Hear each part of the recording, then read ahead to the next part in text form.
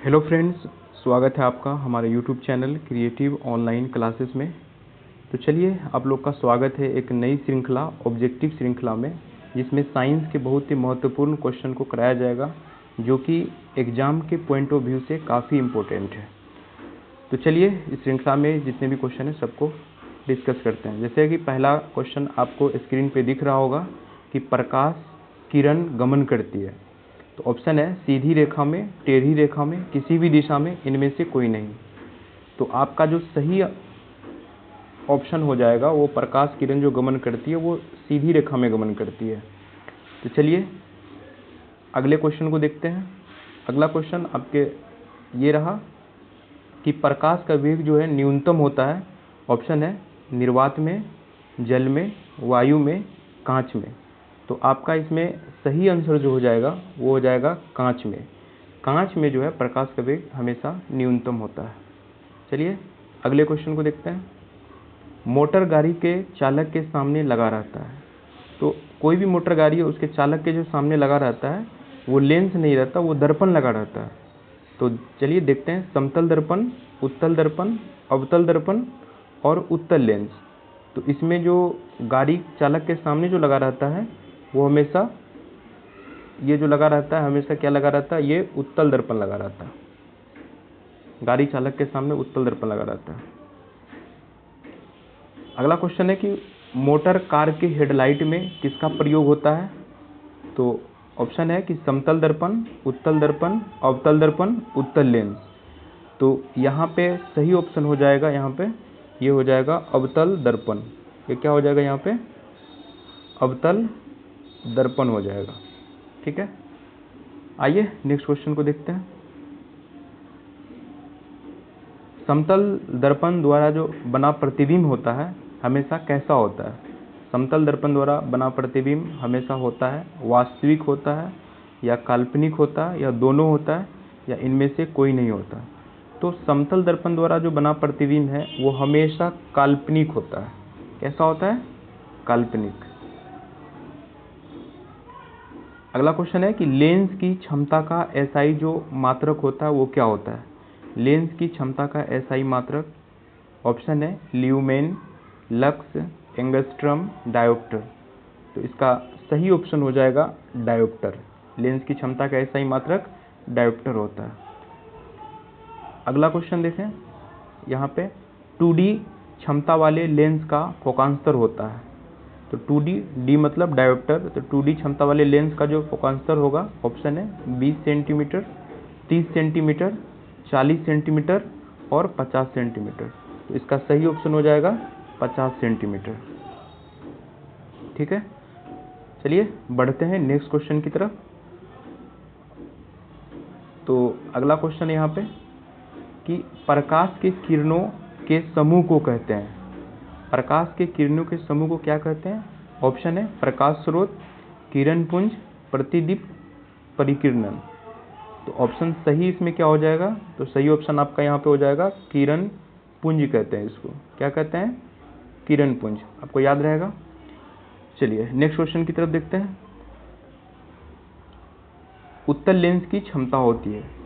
तो उत्तल लेंस की जो क्षमता होती है वो हमेशा जो आपको क्या होती है, ऑप्शन है धनात्मक, ऋणात्मक, ए और बी दोनों, इनमें से कोई नहीं। तो उत्तल लेंस की क्षमता जो होती है वो हमेशा होती है धनात्मक। ठीक है, चलिए अगला क्वेश्चन की तरफ देखते हैं। यहाँ पे अवतल लेंस की क्षमता, अवतल लेंस की क्षमता ऑप्शन है ऋणात्मक होती है, धनात्मक होती है, दोनों, इनमें से कोई नहीं। तो अवतल लेंस की क्षमता जो होती है वो हमेशा ऋणात्मक होती है। ठीक है, आई होप कि ये श्रृंखला आपको अच्छा लग रहा होगा, मज़ा आ रहा होगा। तो इसको एक लाइक और कमेंट जरूर कीजिएगा, ये एग्ज़ाम के पॉइंट ऑफ व्यू से काफ़ी इम्पोर्टेंट है। तो चलिए अगले क्वेश्चन की तरफ देखते हैं। अगला क्वेश्चन ये है कि निम्न में कौन सा पदार्थ लेंस बनाने के लिए प्रयुक्त नहीं हो सकता। तो लेंस बनाने के लिए जो प्रयुक्त नहीं हो सकता, ऑप्शन है यहाँ पे जल, कांच, प्लास्टिक, मिट्टी। तो ऑप्शन क्या हो जाएगा इसमें, तो जल, कांच, प्लास्टिक, मिट्टी में ये लेंस बनाने के लिए कौन सा प्रयुक्त नहीं है, तो ये मिट्टी का इसमें कोई इस्तेमाल नहीं होता है लेंस बनाने में, तो आपका आंसर क्या हो जाएगा, मिट्टी हो जाएगा। नेक्स्ट क्वेश्चन की तरफ चलते हैं। किस दर्पण से हमेशा वस्तु से छोटा प्रतिबिंब प्राप्त होता है? तो किस दर्पण से, दर्पण की बात की जा रही है, तो यहाँ पे अवतल, उत्तल, समतल, इनमें से कोई नहीं। तो वस्तु से छोटा प्रतिबिंब प्राप्त करने के लिए आपको हमेशा उत्तल दर्पण का इस्तेमाल होता है। किसका, किस दर्पण से हमेशा वस्तु से छोटा प्रतिबिंब प्राप्त होता है, तो उत्तल दर्पण हो जाएगा। अगले क्वेश्चन की तरफ चलते हैं। तो यहाँ पे लिखा गया है कि किस दर्पण से वस्तु से बड़ा प्रतिबिंब बनता है? ऑप्शन है उत्तल, समतल, अवतल, इनमें से कोई नहीं।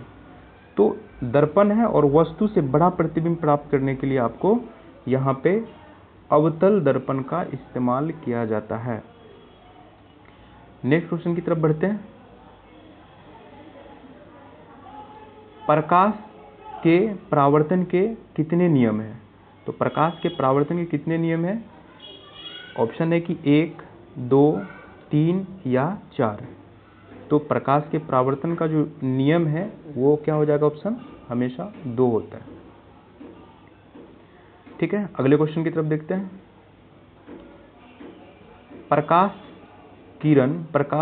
जब प्रकाश की किरण हवा से कांच में प्रवेश करती है तो वो मुड़ जाती है, अभिलंब से दूर मुड़ जाती है, अभिलंब के निकट मुड़ जाती है, अभिलंब के समांतर, इनमें से कोई नहीं। तो इसका सही ऑप्शन हो जाएगा, जब प्रकाश की किरण हवा से कांच में प्रवेश करती है तो वो अभिलंब के निकट हो जाती है। कहाँ हो जाती है? अभिलंब के निकट हो जाती है। नेक्स्ट क्वेश्चन पे चलते हैं। यहाँ लिखा है कि फोटोग्राफी कैमरा का जो अभिदृश्यक होता है उसमें कौन सा लेंस होता है फोटोग्राफी कैमरा में? ये क्वेश्चन ये कह रहा है। तो उत्तल लेंस होता है, अवतल लेंस होता है, उत्तल दर्पण होता है, अवतल दर्पण होता है। तो ग्राफिक कैमरा में हमेशा लेंस रहेगा, तो ये कौन सा लेंस रहेगा? तो ये आपका हो जाएगा उत्तल लेंस होता है हमेशा। नेक्स्ट क्वेश्चन की तरफ बढ़ते हैं। यहाँ पे है कि एक अवतल दर्पण की फोकस दूरी 10 सेंटीमीटर है तो उसकी वक्रता त्रिज्या कितनी होगी? तो एक अवतल दर्पण है, उसकी फोकस दूरी 10 सेंटीमीटर है तो वक्रता त्रिज्या कितनी होगी?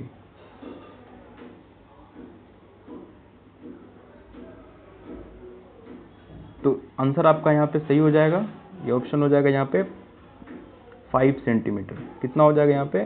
5 सेंटीमीटर हो जाएगा। अवतल दर्पण की फोकस दूरी दिया हो यानी f का वैल्यू दिया हुआ है तो उसकी वक्रता त्रिज्या तो f = r/2 होता है। तो यहाँ पे हमको वक्रता त्रिज्या निकालना है, तो फोकस दूरी की दोगुनी हो जाएगी, ऑप्शन हो जाएगा यहाँ पे 20 हो जाएगा, 20। आपका आंसर यहाँ पे 20 सेंटीमीटर हो जाएगा। वक्रता त्रिज्या r = 2f, 20 सेंटीमीटर यहाँ पे हो जाएगा। चलिए नेक्स्ट क्वेश्चन की तरफ बढ़ते हैं। निर्गत किरण एवं अभिलंब के बीच के कोण को क्या कहते हैं? निर्गत किरण एवं अभिलंब के बीच के कोण, इसको निर्गत कोण बोलते हैं। Next question. और यहाँ पे सरल सूक्ष्मदर्शी में किसका उपयोग होता है? तो सरल सूक्ष्मदर्शी जो होता है, ये एक दूरबीन है, इसमें इस्तेमाल होता है किसका? हमेशा उत्तल लेंस का इस्तेमाल होता है। उत्तल लेंस इधर राइट आंसर हो जाएगा। चलिए नेक्स्ट सवाल की तरफ बढ़ते हैं। अगला क्वेश्चन है कि परावर्तन के नियम से निर्धारित होता है। तो ऑप्शन ये है, आपतन कोण बराबर होता है परावर्तन के कोण का, परावर्तन कोण बराबर होता है अपवर्तन के कोण का, आपतन कोण बराबर होता है विचलन के कोण का, इनमें से कोई नहीं।